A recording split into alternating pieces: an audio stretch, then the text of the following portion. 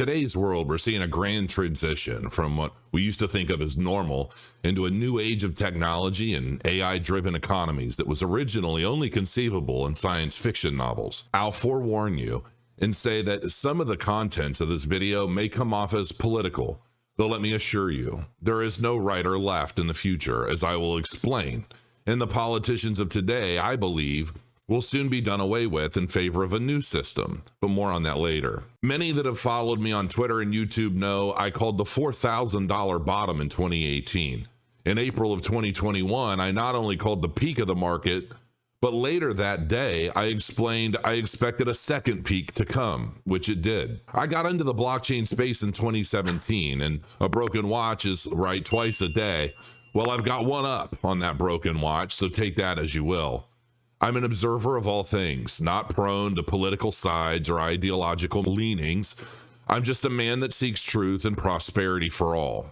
Take all of that as you will. I'm always right, sometimes. I will be making a series of predictions from here, and that you may or may not subscribe to or believe to be possible. However, I ask that you not take my words as gospel, but that you consider them deeply to form your own projections and try to connect the dots you believe matter and fill in the rest with your own beliefs as they make the most sense to you. I would also like to point out that I have good friends of all walks of life. I have straight friends, gay friends, and family, non-binary friends, and even trans friends. I care nothing about your preferences behind closed doors, nor your desire to be anything that makes you feel complete, secure, and comfortable in your own skin.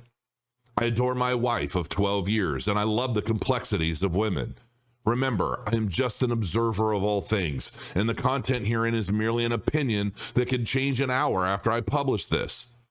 Opinions in truth-seeking evolve as more is discovered, witnessed, and learned, and thus never a concrete assessment. If you disagree with anything I say, I'm happy to discuss your opinion in the comments below openly. Just keep it friendly and respectful. Through opposing views, we begin to share perspectives that educate and enlighten others. This is what I love.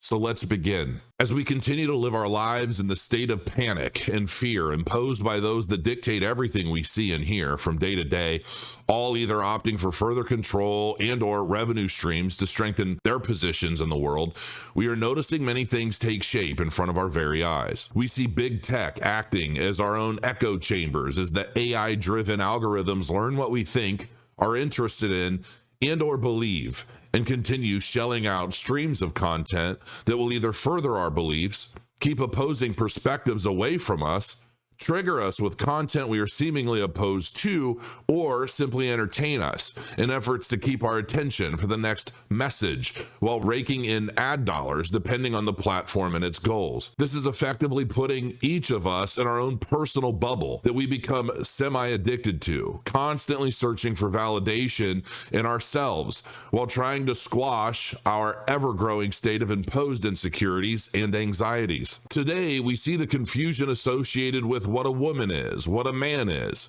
Anyone can be anything by simply committing to the idea, and others are expected to adopt the same perception of others or be labeled in a negative context. We are being taught to hate men, the builders of the world, while mentally and emotionally castrating them in favor of female dominance, all while a woman can be a man, an animal, or nothing at all. The notion of a family is being broken up as members of families are being divided and relabeled as birthing people to create yet further disconnect between its members. Is it any wonder why custody courts throughout the entire country not only favor women in the vast majority of cases, but also ultimately bleed men dry of their financial assets in the name of children? These laws were helpful at a time when women didn't work and simply stayed home taking care of the family and the home, and if the couple split apart, would often be left with no way to provide for herself or the children. This simply isn't the case any longer, and the system continues driving men away from the institution of marriage altogether. A newly married couple of just a year, seemingly happy, only to find that the woman gets bored once more, or simply loses interest, only to find a new man, leaves the husband, and the courts award half of what the husband has worked his entire life towards. Now, the husband is paying for her way of life that her new man enjoys, while the husband is bled out over time. Add children to the mix and you have a division of assets, alimony, and now child support on top of it.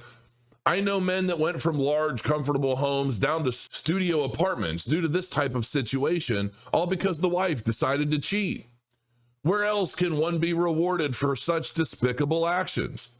This isn't the fault of women, as it's the system in place they take advantage of. If the system were reversed, men would likely enjoy the same benefits, and many would, of course, abuse it as well. I'm not picking on women, but the system established to create a fear of unity. The sanctity of marriage and the magic within such a bond has been reduced to a business deal that could go wrong at any time, with the cost of it all falling on men. Where's the equality in any of that? Crime is on the rise, as are prices for everything else, while options to curb such crime is being limited more and more. The list of chaos-creating methods only continue to have grown since 2020, but why? Is this the natural progression of a society that reaches a point in its evolution and growth?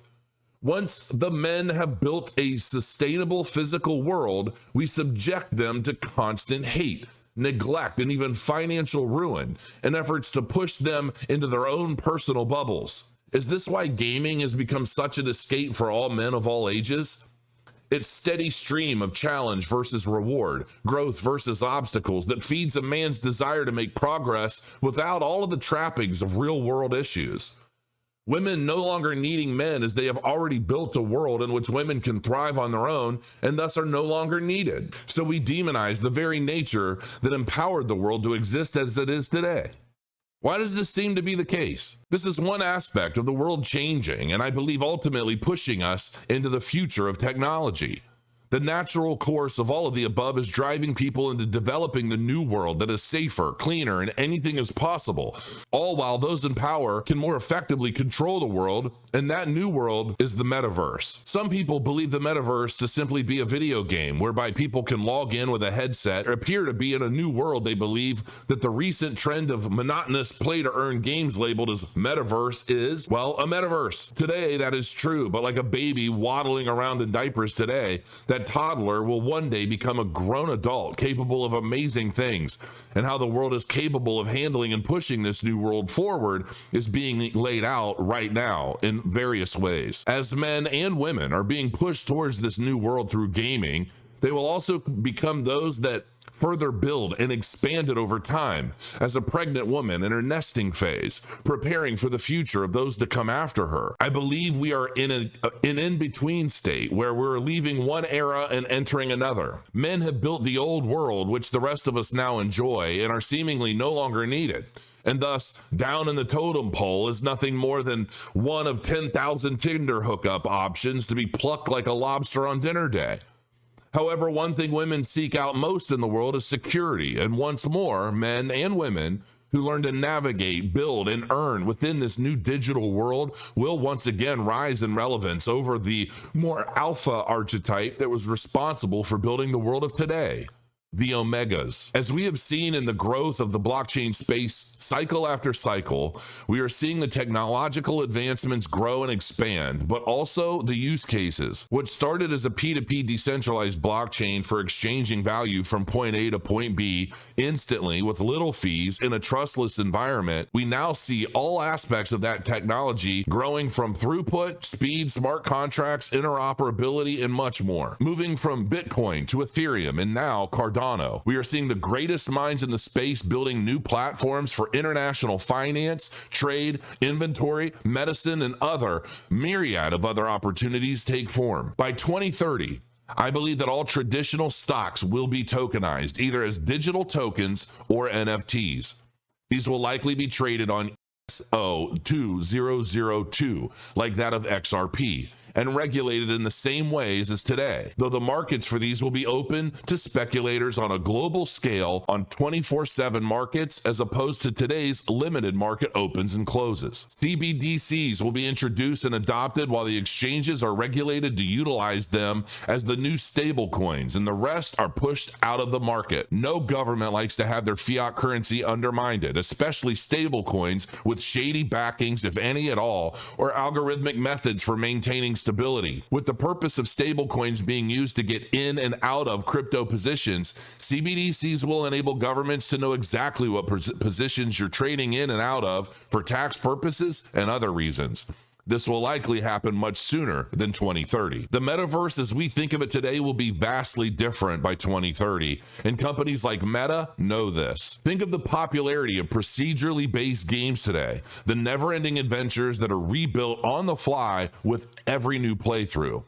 Now, consider AI platforms such as DALL-E 2, Midjourney, and others that empower the public to type in text prompts to create a series of base images representing those commands to be further expanded upon with new variations, up-rendered in higher quality versions until that perfect picture of whatever you had in your mind is created in mere minutes. Similar platforms are starting to pop up for music and even videos. Now, consider Elon Musk's Neuralink, a chip implanted into the skull and connected to the brain that will be capable of storing memories and thoughts, aiding in access to content, calculations, and more.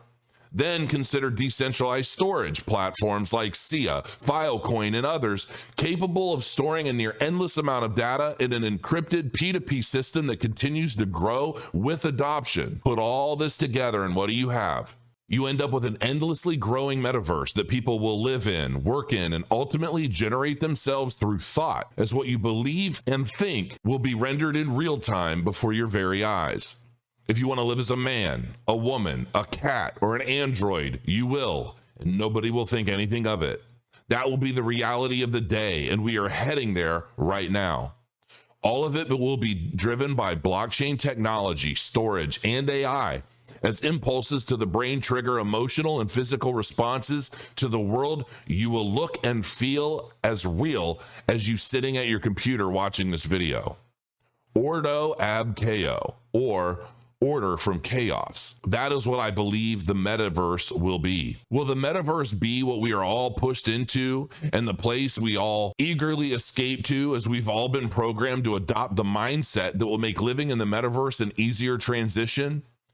In a world focused on the idea of climate change and the methods which it continues to grow worse in the eyes of those that support the idea, what better way to push the world into an era of consolidation than through introducing not only a new way of digital life where all things are possible, all vices explored safely, and all growth retained, but the potential to live forever?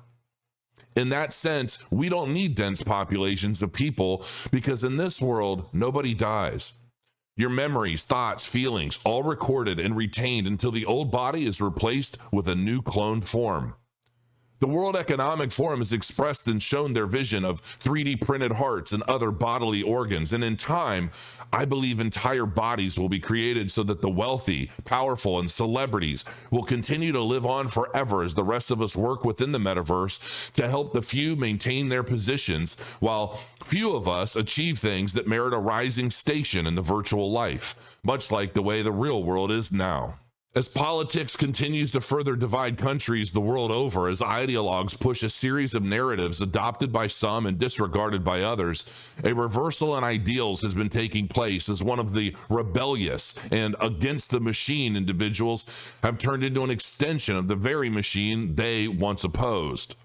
The more conservative elements of society are now considered the rebels, the bad people, and those thwarting the efforts to make the world a safer and more democratic place. Without getting into the details of the how and why of certain aspects of this, I will say that I believe our political system as a whole will eventually find itself replaced entirely, as the public on both sides continue losing faith in the systems of today, and whether it be through civil war or other methods, the public will eventually demand a change, and something to the effect of a technocracy will be born. A system by which a ruling elite group of all industries will work together to make decisions to benefit the growth, safety, and progress of society without the corruption-laden system of politics we have today.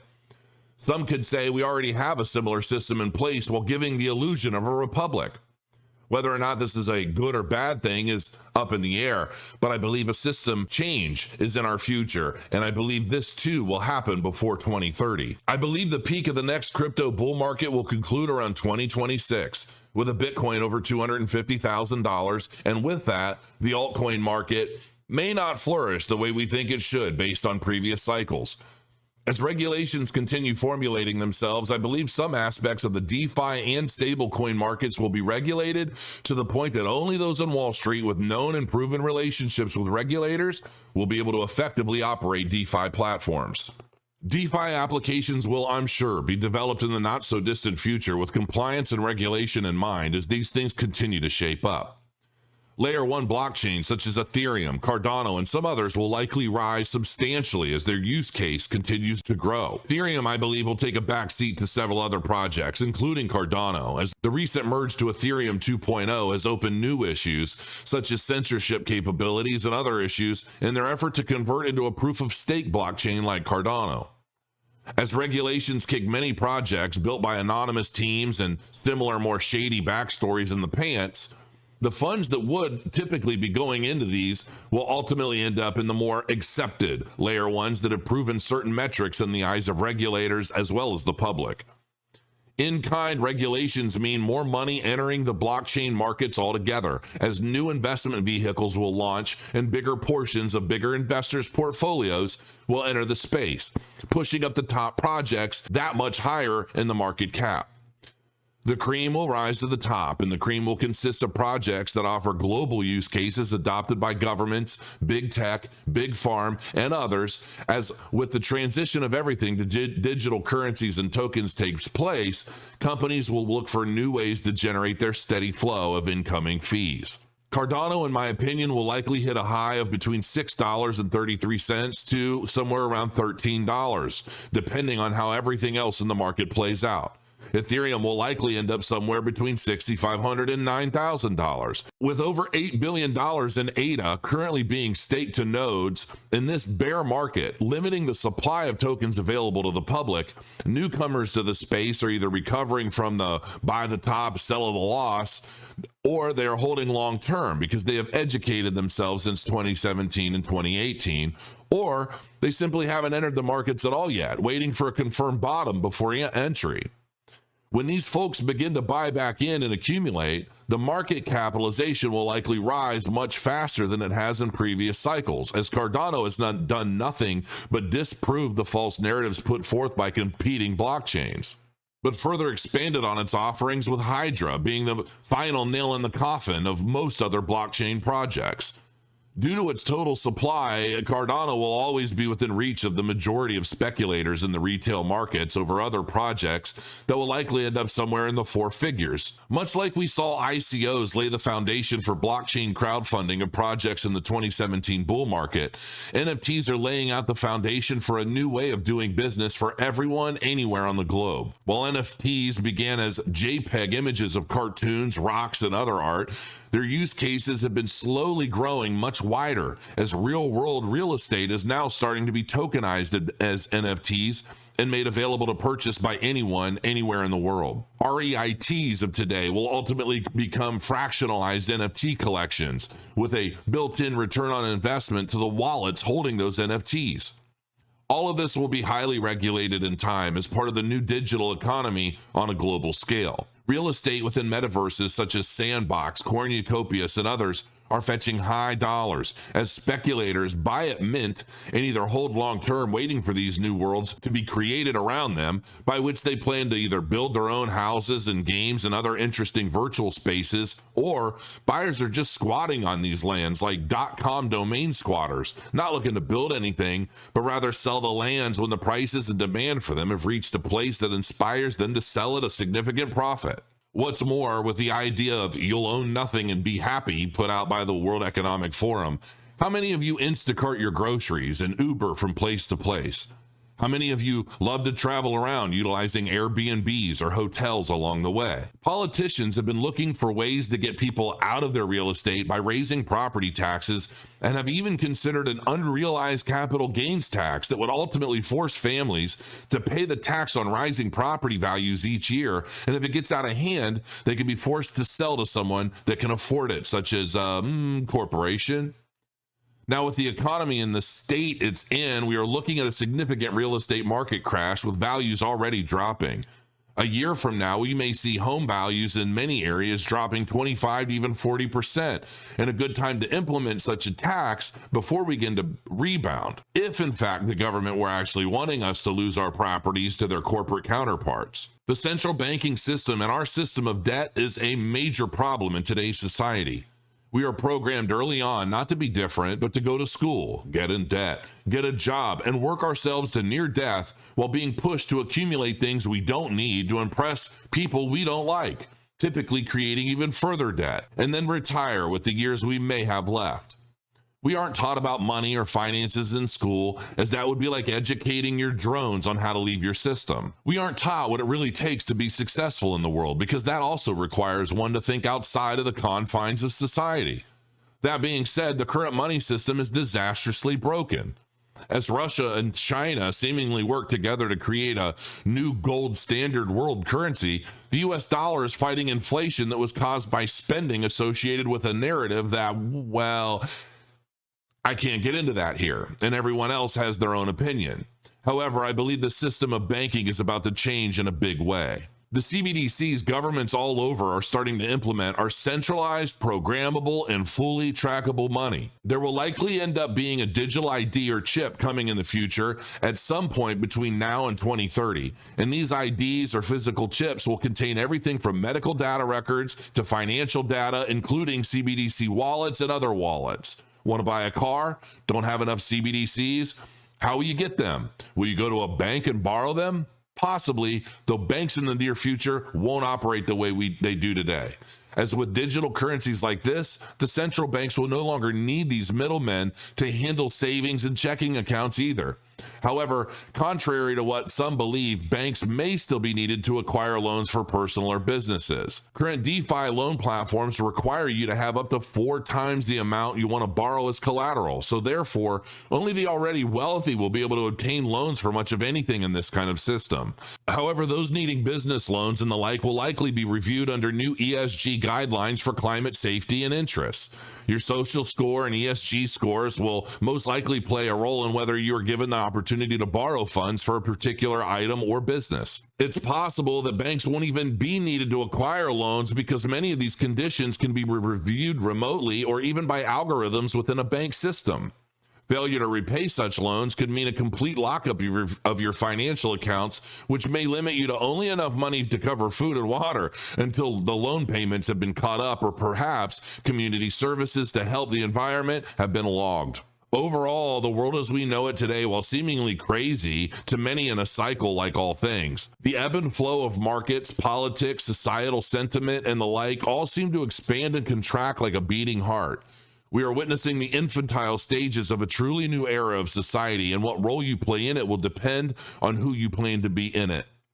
What other elements of the past couple of years can you think of that add to the idea that we are being ultimately conditioned for an existence of solitude? United we stand, divided we fall. Until next time, crow your coins, and I'll see you soon.